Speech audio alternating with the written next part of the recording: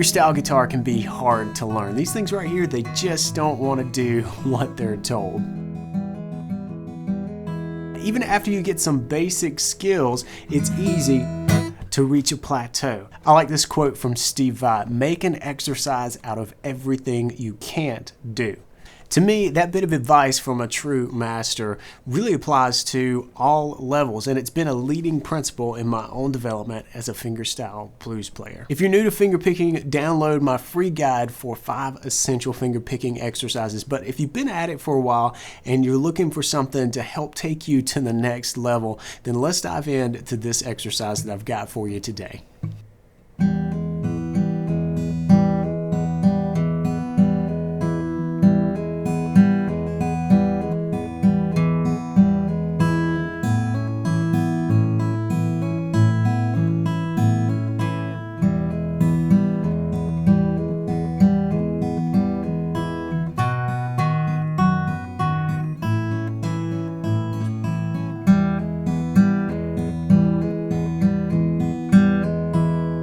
Let's tear this down beat by beat, and I think you'll see as we go along just how powerful this can be as an exercise. It's really going to test your sense of rhythm and timing and improve your accuracy when it comes to your picking.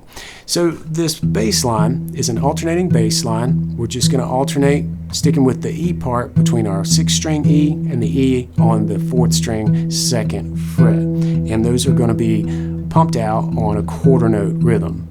1, 2, 3, 4, 1, 2, 3, 4. So think of that as groupings of 2, right? And it just repeats. But then what we're going to lay on top of that is going to be a group of 3 notes. So that's where some rhythmic kind of tongue twisting happens. The 3-note grouping is going to be the open G up to the G sharp, 3rd string, and then the open 2nd string.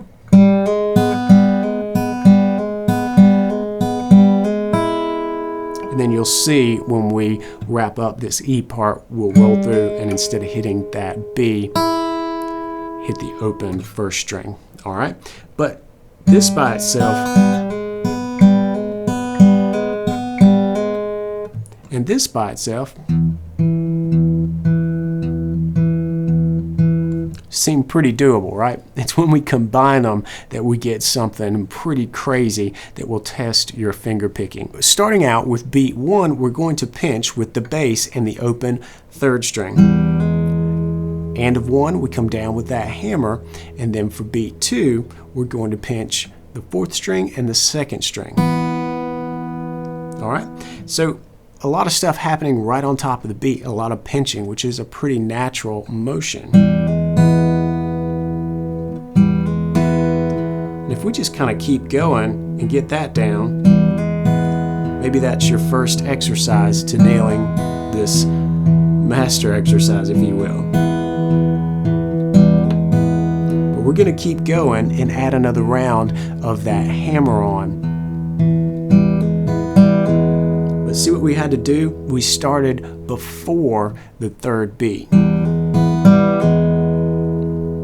And then we came down with the hammer on that 3rd beat. On the end of 3, that's when we played our open 2nd string. Now we're at beat 4 and we need to pinch. But this time the pinch is a little tricky because it's happening on adjacent strings, strings 4 and 3. We're going to pinch the E on the 4th string and the open G, and then come down on the end of 4 with that hammer on. And that's actually beat 1 of the 2nd measure, so we're starting this out at a different spot from measure 2. See how this thing kind of turns and twists on itself? But we continue from there. So we start, but then the rest of the pattern continues.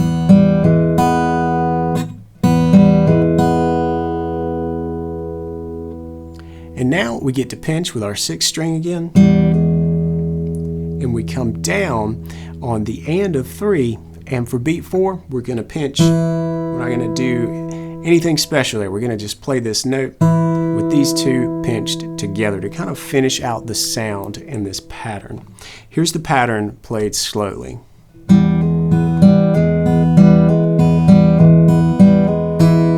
And a great way to practice exercises is to make them sound really musical. So I like to take an idea like this and build it through a 12-bar blues progression. So we can do that just by taking the idea and moving it into an A7. So we'll fret this up and we'll keep the idea the same. Our alternating bass though will change between the 5th string and 4th string here. And the hammer-ons will happen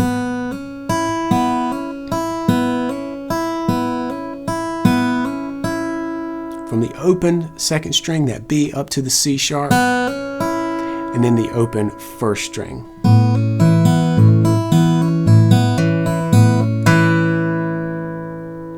And then if we follow along with a 12-bar blues progression, we can go back and play a couple of bars over E.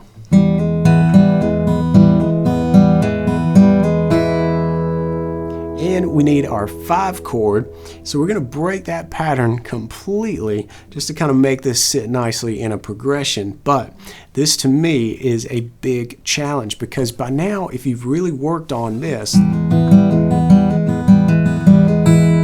you can do it pretty much without thinking and your fingers kind of know what to do, well, what happens when you get to a different part where they have to change? That's where you have to be very aware and really build in some ability for your fingers to obey you and what you want them to do when it comes to playing the music. So that's why I threw this part in here over B7. The bass is alternating between the 5th string, 4th string, 6th string, 4th string under a B7, but we do drop to hit that F sharp, get a little bit lower. It's done a lot in country blues. And on top, all we're doing is playing a 2-note grouping. So this becomes a little bit easier for the brain to comprehend rhythmically, but it really challenges your picking because, again, we've changed from the pattern before, and we're going to utilize 2 different fingers, the ring finger and the middle finger. Ring finger on the 1st string and the middle finger on the 2nd. And we're just going to alternate those on the 8th notes. So 1 and 2 and 3 and 4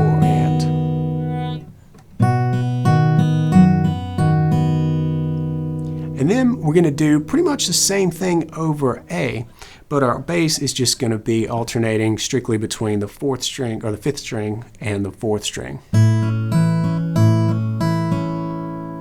And then now we can finish out with a couple of measures of our E part.